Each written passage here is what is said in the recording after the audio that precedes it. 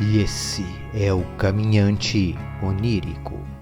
Eu fiquei sabendo que você não se inscreveu no canal e nem deu like. Por favor, inscreva-se e dê like para nos fortalecer caso goste do trabalho.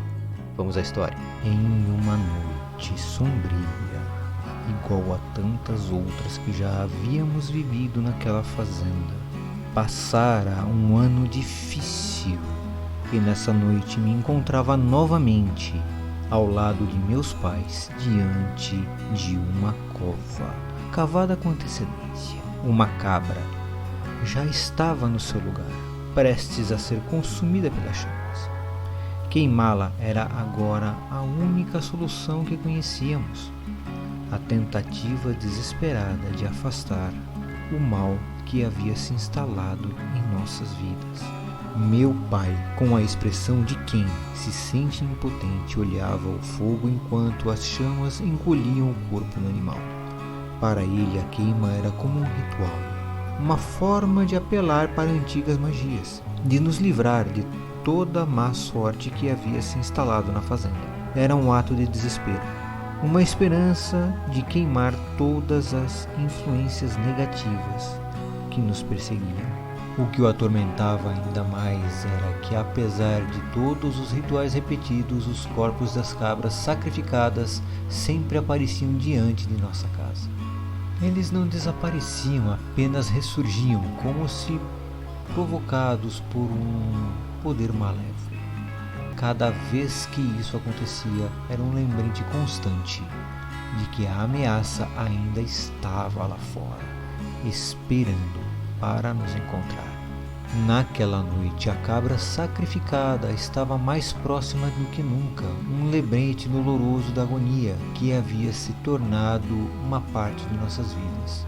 Meus pais ficaram ao lado a lado, observando o corpo do animal, que um dia fora querido para todos nós, transformando-se em cinzas. Minha mãe, uma mulher gentil, que preferia o conforto da nossa casa, não conseguia suportar a crueldade que a vida da fazenda às vezes exigia. Ela odiava a mata, com os seus segredos e mistérios, e não tinha estômago para os rituais sombrios que havíamos sido forçados a realizar. O seu papel era manter a casa em ordem e cuidar dos filhos, embora agora só restasse eu. Ela cuidava de mim com carinho, mas eu estava crescendo e a responsabilidade de cuidar de mim mesma estava se tornando cada vez mais evidente. Acordei de um sonho vívido onde eu caminhava por uma floresta densa próxima à nossa fazenda, mas tudo ali era maior e mais intimidador. A vegetação era densa, sem trilhas, apenas árvores com folhagens espessas que bloqueavam a luz do sol. Eu estava assustada, cada som me fazia parar e prestar atenção, até que percebi que algo estava me perseguindo. Corri, caí, continuei caindo e acordei apavorada.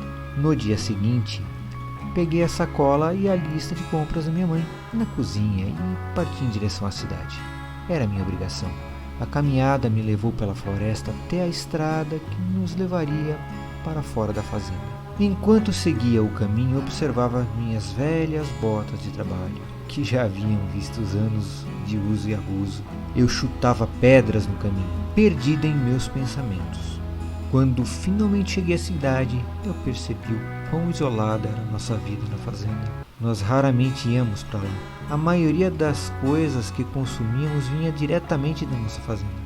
Minhas raras visitas à cidade eram uma oportunidade de interação com o mundo exterior. Ao olhar ao meu redor, via diversão disponível na cidade, um cinema, uma loja de quadrinhos, um pequeno playground de madeira no parque. Tudo parecia tão distante da minha vida, aquela vida na fazenda. A única atividade que realmente me trazia alegria era a leitura, que era a minha única conexão com o mundo além dos limites de lá. Ao terminar minhas compras, comecei a caminhada de volta para a fazenda através das florestas. Eu não me importava com a minha caminhada. Gostava do cheiro da terra e da natureza que me cercava. Meu ato preferido era voltar descalço, com os pés sentindo o chão.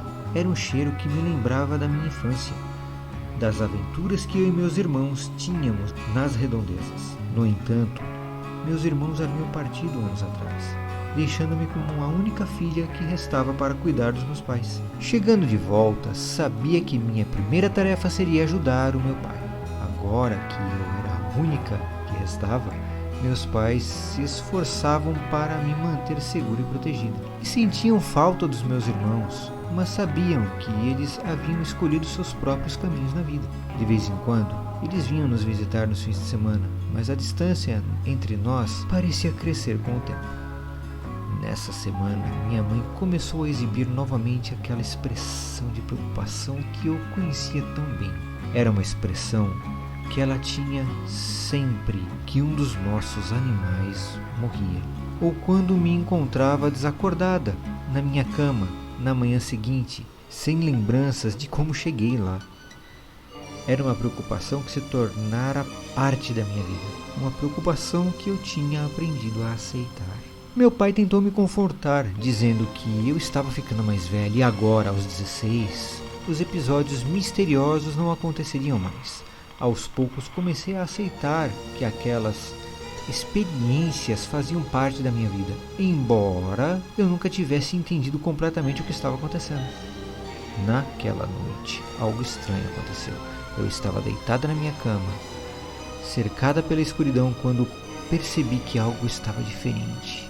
Eu não estava sonhando, estava acordada, mas o ar ao meu redor estava carregado com uma tensão elétrica.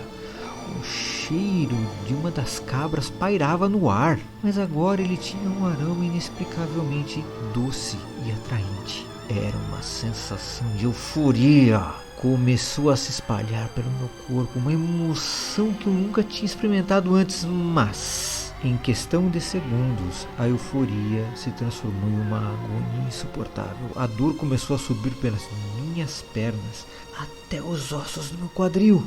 Era como se cada osso tivesse se estilhaçando, pressionando contra a minha carne em busca de liberação. Eu gritei de dor, sentindo os meus joelhos dobrarem dolorosamente para trás, minha clavícula projetando-se contra a minha pele tensa. A dor é tão intensa que me fez cair no chão, lutando para entender o que estava acontecendo. Enquanto eu gemia de dor, ouvi algo além da janela. Na floresta, era um som chamando meu nome, um som que eu não conseguia ignorar. Apesar da dor insuportável, eu me esforcei para me levantar, e com todas as forças que me restavam, corri na direção da floresta escura. Lá na escuridão das árvores, eu encontrei meu pai.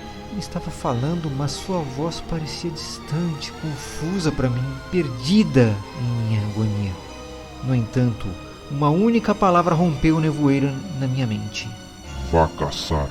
Meu pai apontou na direção da mata densa e sussurrou essas palavras, deixando-me com uma missão que mal conseguia compreender em minha dor intensa. Sem questionar, lancei-me na escuridão da floresta. Eu não conseguia ver claramente na escuridão, mas a sensação de perseguição me impelia adiante.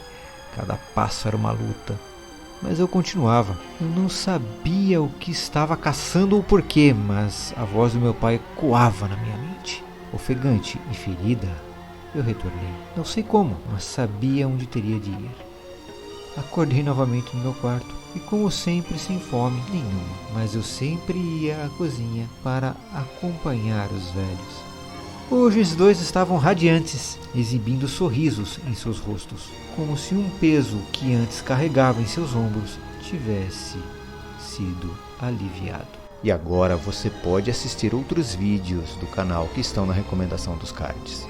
Se você não quer nada te perseguindo durante a noite, nem nos seus pesadelos, clica ali no like. Já clicou? Agora inscreva-se, caso tenha gostado. Até mais!